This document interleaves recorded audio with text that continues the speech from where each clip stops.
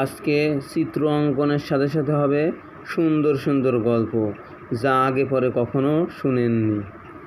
এখন আমি সংখ্যা দিছি 0, 1, 2, 3, 4, 5। এবার আমরা প্রথমে আঁকব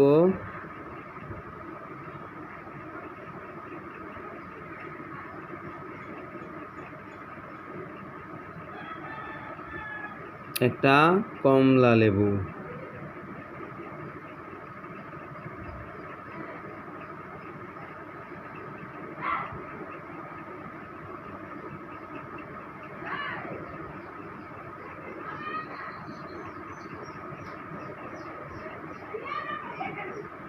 বাস, এই যে আঁকলাম একটা কমলা।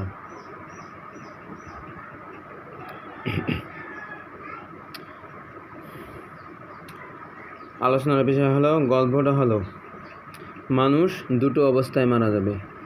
একটা হলো তার ইমানের অবস্থা, আর একটা হলো বেঈমানের অবস্থা। যে সকল ব্যক্তিরা ইমানের অবস্থায় মারা যাবে, ইমানের অবস্থায় মারা গেলে সে একদিন না একদিন বেঁচতে যাইতে পারবে। ইমানের অবস্থায় মৃত্যু মানে কি? মোমেনরাই একমাত্র বেহেশতের মুখ দেখবে। আর যারা মোমেন না, তারা কখনো কি বেহেশতের সুঘ্রাণ পাবে না। এখন ইমানের সাথে মরতে হলে কিছু কিছু শর্ত আছে। এক নম্বরে ইমানের সাথে থাকতে হবে, আর বেঈমানের অবস্থায় থাকতে হলে বেঈমানের অবস্থায় থাকতে হবে।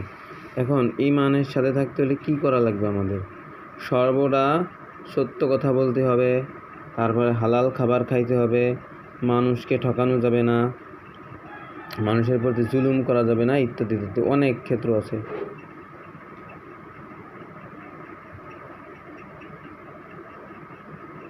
তাহলে ইমানের অবস্থায় থাকতে হলে আমাদের ইমানের সাথে থাকা লাগবে, তাহলে ইমানের সাথে মৃত্যু হবে।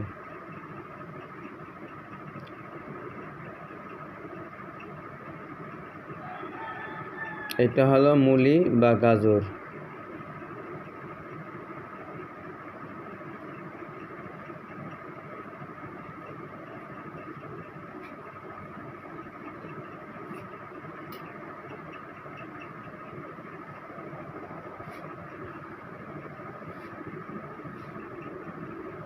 তারপরে এটারে আমরা রাখবো একটা পাতা।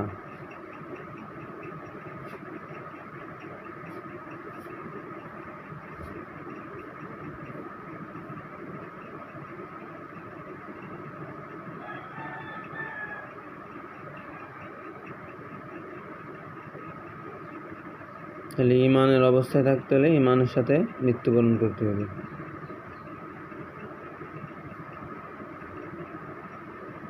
এখন মেয়েদের ক্ষেত্রে একটা ইমান, যারা মেয়ে মানুষ তাদের জন্য একটা ইমান আছে। তারা যখন ঘর থেকে বাহিরে বেরোবে, তারা সর্ব অবস্থায় কি ফেস সহ সমস্ত শরীর ঢেকে বেরোবে। এটা হলো ইমানের অবস্থা।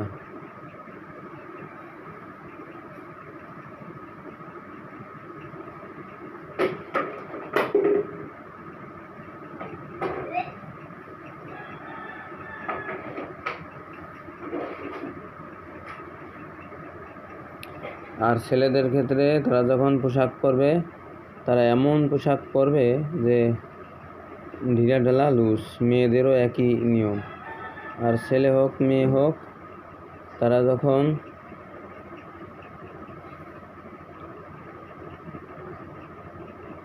যে কোনো স্থানে যাবে, ইমানের সাথে থাকতে হবে।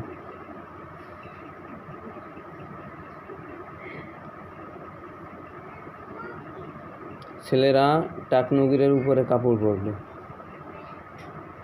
আর মেয়েরা টাকনু ঢেকে পরবে। এটা হলো নিয়ম। তাহলে আমি আঁকলাম একটা ভোট, এটা একটা ভোট, এটা একটা আম, এটা একটা পাতা, তারপরে একটা ফুল, এটা একটা অরেঞ্জ কমলা লেবু, এটা একটা গাজর।